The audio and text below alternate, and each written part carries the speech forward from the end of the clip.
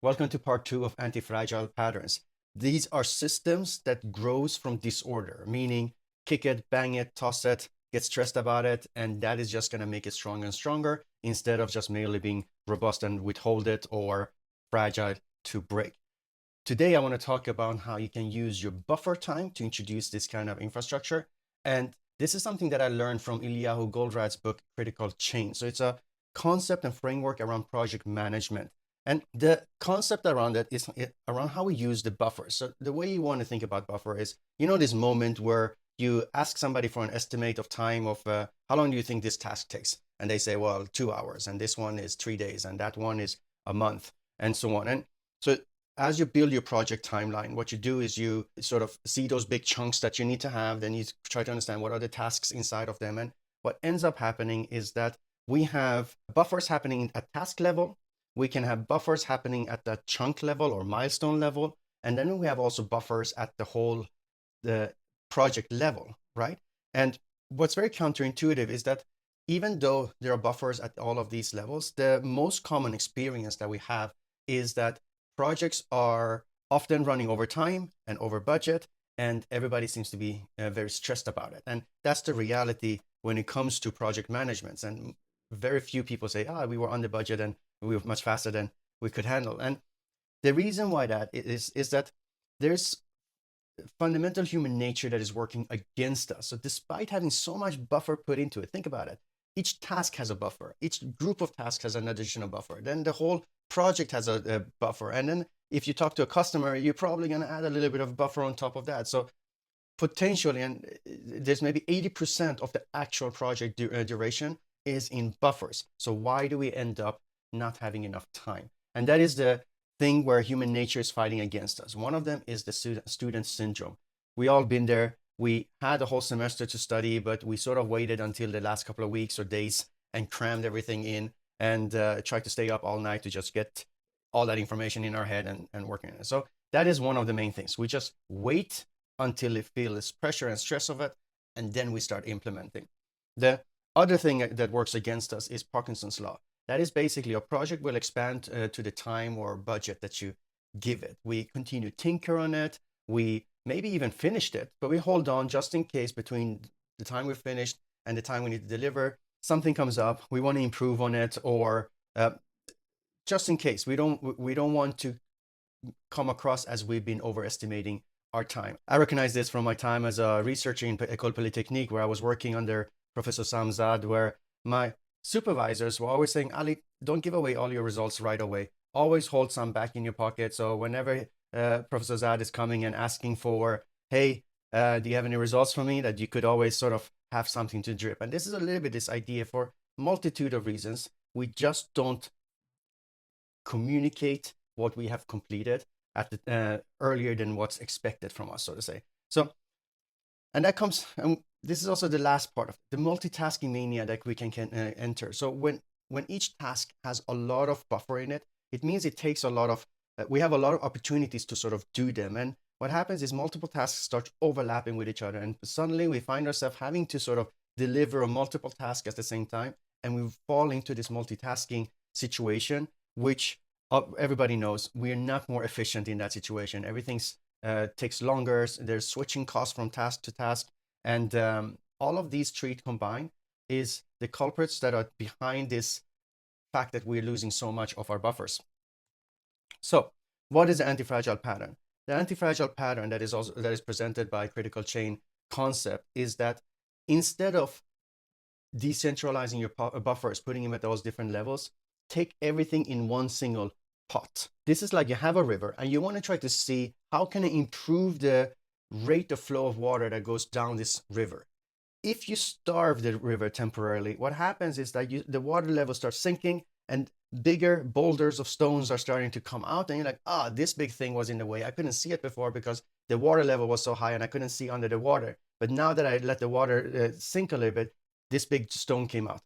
Take it out, right? So what happens is you're starting to discover the truth behind why things are taking longer than they need. And it gives you an opportunity to go upstream and fix those things. It's like removing those boulders. So it gives you this opportunity to have this conversation with each person who needs to tap into the buffer pot, you can have this conversation. Why isn't what was in your way? What could have been done differently next time? And so on. The important thing here is that there's a rule you need to establish, and also for everybody to really know that they can work with, is that whenever you need the buffer, you're gonna get the buffer, right? This is an important aspect of the whole concept, so that people don't start getting afraid of they're not gonna have enough time and things like that, and they start hoarding buffer on their own secretly. That is the thing that needs to go away from this type of thinking. But when somebody comes saying, I need a little bit more time, what you do is, okay, here's that time you're asking for.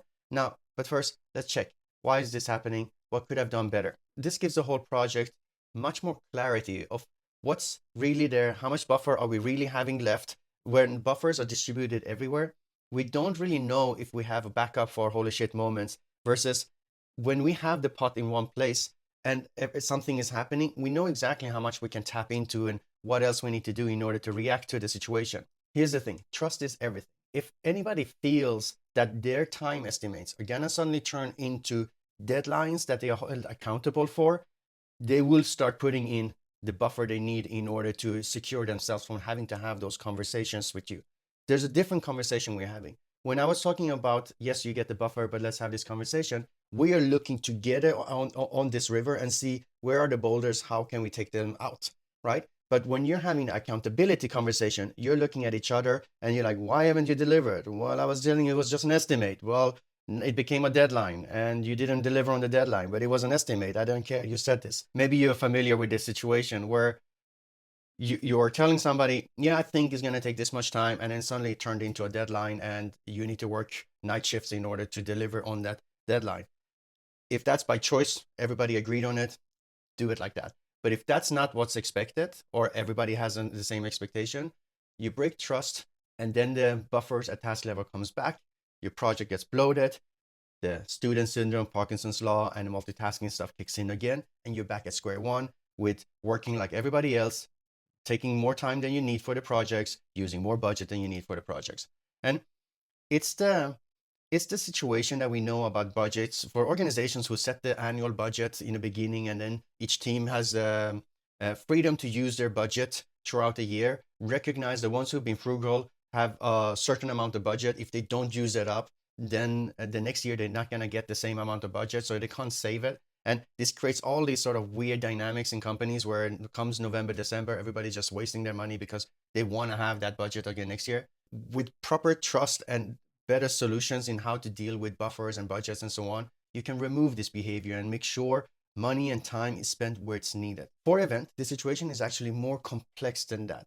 What happens with task level buffers, it gives each person this false sense of independence that doesn't exist with events, because a lot of time for events, we have a chain reaction of tasks and activities that needs to happen. For example, we have the open ceremony. So this is a hard deadline. Guests are coming, lights are going on. There's gonna be all this thing happening. If there's any issues with that one, then the whole event suffers massively, and we can't afford that.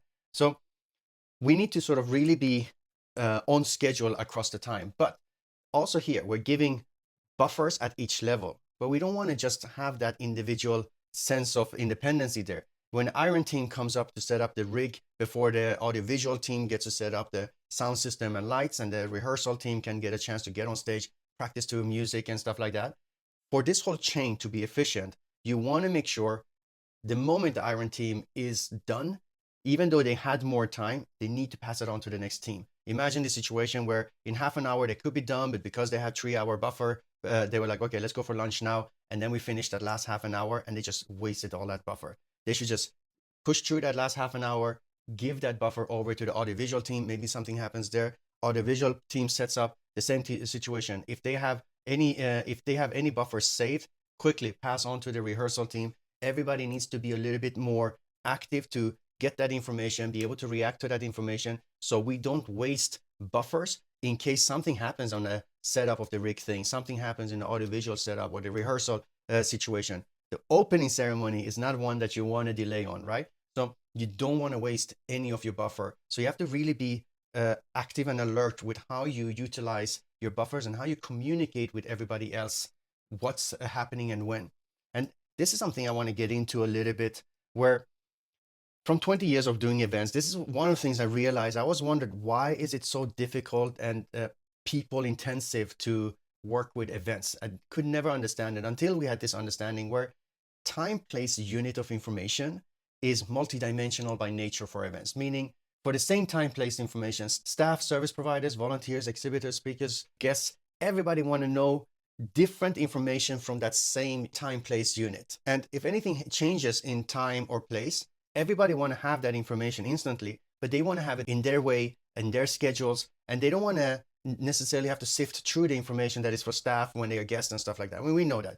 But what we are ending up doing when we are going into solutions that are not made for maintaining that multidimensionality, if you put that information in calendar spreadsheets and task management solutions, for example, we're killing that connection. And that, because we kill that connection, we as the organizer and everybody's working on that project, we are becoming that glue that is holding all those different dimensions together to that time, place information. And then, of course, imagine the situation where they're also interdependent, like with the iron audiovisual setup, the rehearsal, and so on. So you have on multiple dimensions relationships that needs to be maintained together, and that is causing all this havoc that we're experiencing with events. And this is actually, if I allow myself a little bit of promotion here for what we're building, this is the thing we're solving for. So with the software we're building, we are doing a solution where you can create any type of place information, and then you create activities, and then you link them together. And importantly, you link these time, place information to the individual schedule. So you create a schedule for the guests, a schedule for the service providers, a schedule for the iron team, a schedule for the staffs and volunteers. And because everything is interlinked, that multidimensionality is maintained, while each person or each group can get the information the way they want to get it. They see it in their schedule, devoted from the other stuff. They see it in the text and the tasks that they need to see. And what we are building next is the ability to now see them on a sort of a Gantt chart, sort of a flow chart that you want to see, so you can see time moving around. So if something shifts, everybody get that information right away. And of course, associated tasks that are connected with it. So this sort of schedule and project management with tasks are being put on this multidimensional element of time, place node that is so important for the event industry. I hope you enjoyed this. And if you're curious about the software, I will be delighted to do a demo for you. Just reach out to me. And if you enjoyed this video, you know what to do. Share and subscribe. Thank you very much. Have a good one.